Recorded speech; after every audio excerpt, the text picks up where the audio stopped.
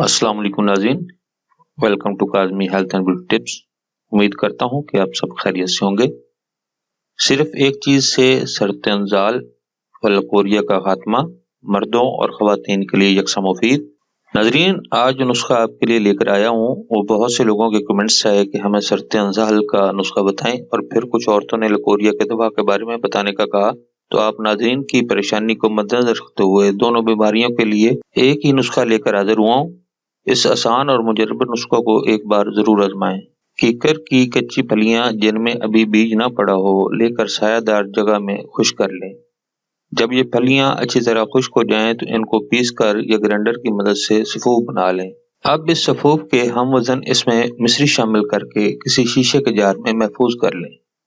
खुराक के तौर पर सुबह व शाम 4 माशा दूध के हमरा लें। कम अज कम 1 माह तक इस्तेमाल करें। नाज़रीन, ये सफूफ मर्दों और औरतों की इन बीमारियों यानी मर्दों के लिए सरतंजाल और औरतों की बीमारी लकोरिया के लिए यकसा मुफीद है। इसमें नगा नहीं करना। दौरान इलाज आप तुरश, ज़्यादा मसाले वाली, गर्म अशिया, बादेशिया और तेल में तली जाने वाली चीज़ों से परहेज करना है। सादा नुस्खा समझकर इग्नोर करने से पहले एक बार जरूर आजमाएं।